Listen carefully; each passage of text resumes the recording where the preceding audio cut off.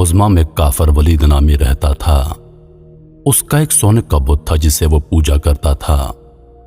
ایک دن اس بت میں حرکت پیدا ہوئی اور وہ کہنے لگا، لوگو، محمد اللہ کا رسول نہیں ہے، اس کی تصدیق مت کرنا، معاذ اللہ۔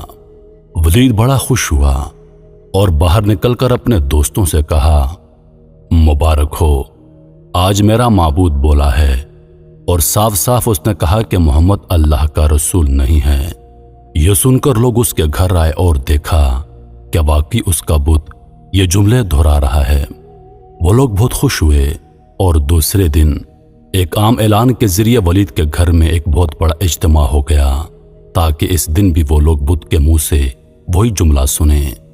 جب بڑا اجتماع ہو گیا تو ان لوگوں نے حضور صلی اللہ علیہ وآلہ وسلم کو بھی دعوت دی تاکہ حضور صلی اللہ علیہ وآلہ وسلم خود تشریف لا کر بت کے منہ سے وہی جملے سنیں۔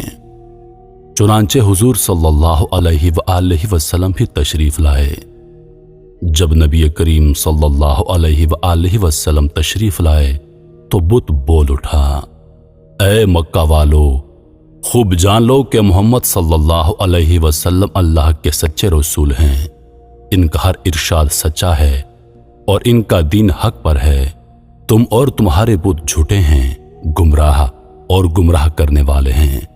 اگر تم اس سچے رسول پر ایمان نہ لاؤ گے تو جہنم میں جاؤ گے۔ بس عقل مندی سے کام لو اور سچے رسول صلی اللہ علیہ وسلم کی غلامی اختیار کر لو۔ بت کی یہ باتیں سن کر ولید بڑا گھبرایا اور اپنے معبود کو پکڑ کر زمین پر دے مارا اور اس کے ٹکڑے ٹکڑے کر دیے۔ حضور صلی اللہ علیہ وآلہ وسلم فاتحانہ طور پر واپس ہوئے تو راستے میں ایک گھڑ سوار جو سبز پوش تھا حضور صلی اللہ علیہ وآلہ وسلم سے ملا۔ اس کے ہاتھ میں تلوار تھی جس سے خون ٹپک رہا تھا۔ حضور نے فرمایا، تم کون ہو؟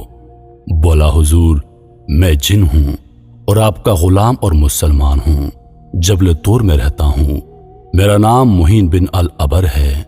میں کچھ دنوں کے لیے کہیں باہر گیا ہوا تھا۔ آج گھر واپس آیا تو میرے گھر والے رو رہے تھے۔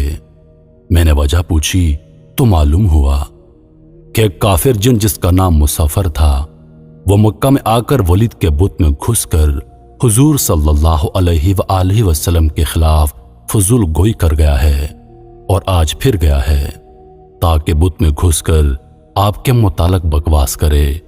یا رسول اللہ صلی اللہ علیہ وآلہ وسلم، مجھے سخت غصہ آیا۔